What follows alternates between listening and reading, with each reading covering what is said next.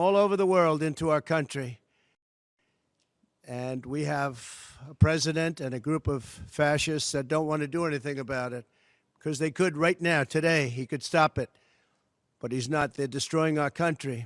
Our country is in very bad shape. And very much against me saying these things. They want to raise your taxes by 4 times. They want to stop you from having cars with their ridiculous mandates that make it impossible for you to get a car or afford a car. But make it very possible for China to build all of our cars. It's a very serious problem that we have. We just went through one of many experiences where we had a conflicted judge, highly conflicted. There's never been a more judge. Now, I'm under a gag order, which nobody's ever been under. No presidential candidate's ever been under a gag order before. I'm under a gag order, nasty gag order, where I've had to pay thousands of dollars in penalties and fines and was threatened with jail. Think of it. I'm the leading candidate. I'm leading Biden by a lot, and I'm leading the Republicans to the point where that's over. So I'm the leading person for president, and I'm under a gag order by a man that can't sentences together, given by a court, and they are in total conjunction with the White House and the DOJ, just so you understand. This is all done by Biden and his people. And maybe his people more importantly. I don't know if Biden knows too much about it, because I don't know if he knows about anything. But he's nevertheless the president, so we have to use his name. And this is done by Washington, and nobody's ever seen anything like it. So we have a judge who's highly conflicted. You know what the confliction is. Nobody wants to write about it, and I'm not allowed to talk about it. If I do, he said, I get put in jail. So we'll play that game a little bit longer. We won't talk about it, but you're allowed to talk about it. I hope you do, because there's never been anybody so conflicted as this. As far as the trial itself, it was very, very unfair. We weren't allowed to use our election expert under any circumstances. You saw what happened to some of the witnesses that were on our side. They were literally crucified by this man who looks like an angel, but he's really a devil. He looks so nice and soft. People say, oh, he seems like such a nice man. No, unless you saw him in action. And you saw that with a certain witness that went through hell. And when we wanted to do things, he wouldn't let us do those things. But when the government wanted something, they got everything. They got everything they wanted. It was a rigged trial. We wanted a venue change where we could have a fair trial. We didn't get it. We wanted a judge change. We wanted a judge that wasn't conflicted. And obviously he didn't do that. Nobody's ever seen anything like it. We had a DA who was a failed DA. Crime is rampant in New York, violent crime. That's what he's really supposed to be looking at. Crime is rampant in New York. Yesterday in McDonald's, you had a man hitting him up with machetes, a machete.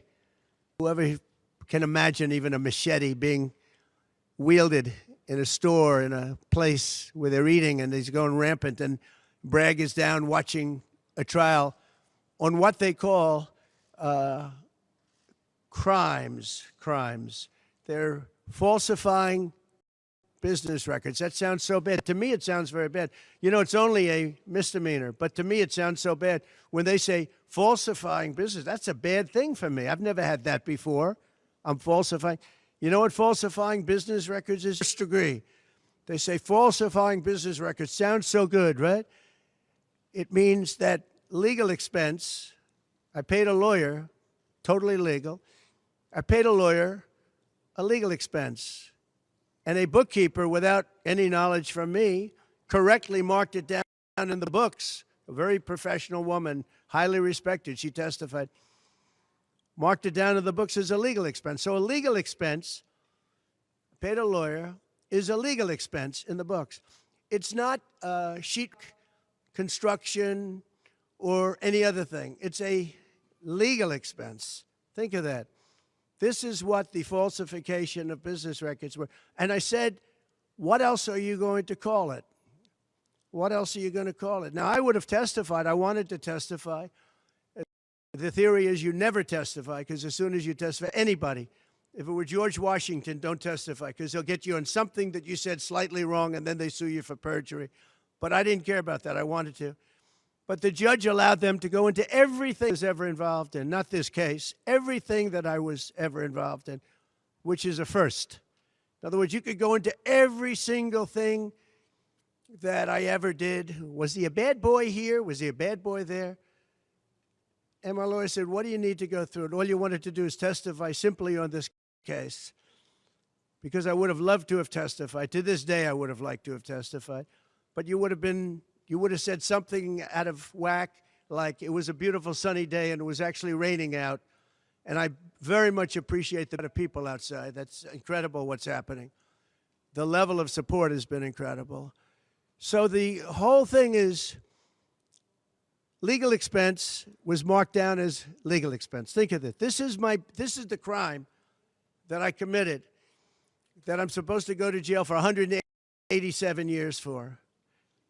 When you have violent crime all over this city at levels that nobody's ever seen before, where you have businesses leaving, and businesses are leaving because of this, because heads of businesses say, man, we don't want to get involved with that. I could go through the books of any business person in this city, and I could find things that, in theory, I guess, let's indict him, let's destroy his life.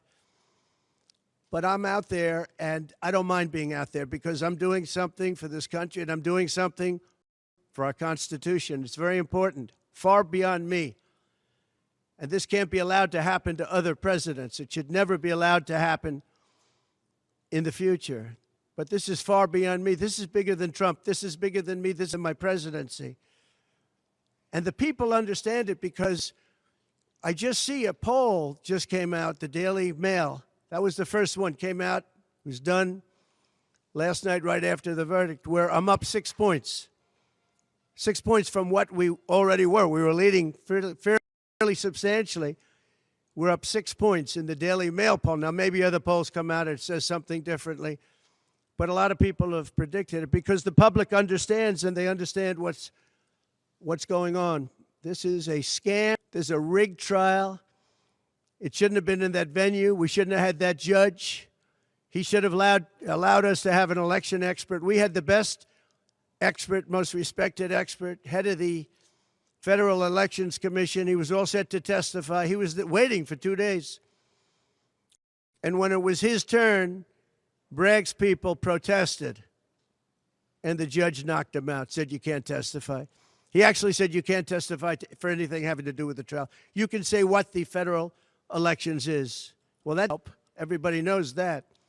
But you can't testify. So essentially, he wasn't able to testify. Other people weren't able to testify. But with these people, they were able to use people salacious.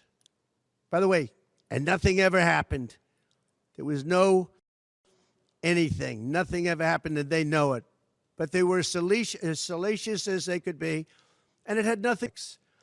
And just the timing. The timing was perfect. This case was dead. It was dropped by every agency, every governmental board. It was dropped by the highly respected Southern District. They said, no, there's no case here. It was dropped by federal election, and that's what it's about. This is about a federal election, not a state election. You're not even allowed to look at it. They took the state and the city, and they went into a federal election. They're not allowed. People from federal election, Southern District, and Washington dropped the case. Everybody dropped the case. There was no case. Cy Vance dropped the case. And when Bragg came in, he said, this is the most ridiculous case I've ever seen. And who would have a certain person, again, gag order, who would have a certain person like this ever testify? He said, this is essentially one of the worst people I've ever seen, ever, to testify. He said, the craziest case I've ever seen. This is Bragg. Then when I announced I was running for president, long time later, they decided to revive this case. And they got a judge, Judge Marchand, who was responsible for another case that was also brought. It destroyed the life of a very good man, by the way. Destroyed the life of a very good man who went to prison once, and then they just put him in prison again because they said he lied. He didn't lie. I looked at the statements he made. In fact, he didn't remember something, and they put him in jail. Again, they've destroyed him. With me for many years, he was an honorable person. He was an honest man. And if you look at what he did, supposedly, it never happened. There's never been anything like this. Over the education of his grandchildren. Over, he didn't report that he had a car or 2 cars on his income. I don't know. I wonder how many people here have cars. I wonder how many people said, oh, gee, I have a car that's worth X dollars. How do you even figure it? And I guess you do have to report it, but I would probably, almost nobody does. Nobody even thinks about it. They put this man, they destroyed this man, but they put him in jail again because they didn't want him to testify. They didn't want him to testify. That's why he went to jail. They put him in jail twice. He's 77 years old. Now, normally I'd say that's an old guy, but I don't feel 77. Nobody ever says that about me. I'd like them to say, gee, we have to have a little sorrow for this man, because they just don't say that about me. But maybe I'm better off that way. I think I'm probably better off that way. But they put him in jail twice. And you have to see what they put him in jail. And he was threatened by the judge. This man was told, you're going to get 15 years in jail if you don't give up Trump. And he was told that. You're going to get 15 years in jail. And he made a plea deal because he didn't want to spend the rest of his life. And he was told that viciously. We're living in a fascist state. He was told that viciously. So you can go to jail for 4 months, 5 months, or you can get 15 years in jail. So do a plea. Almost who wouldn't do that plea? Everyone does those pleas. It's a horrible thing. There's a whole group of lawyers that fight that. It's so unfair. It's so unfair. But they destroyed his life. So many other things. You look at Southern District didn't want to bring the case. Nobody wanted to bring the case. And then you know who didn't want to bring the case? Most of all is Bragg. Bragg didn't want to bring it. But then he brought it. And they tried to make it a different case. They didn't say legal expense equal legal expense.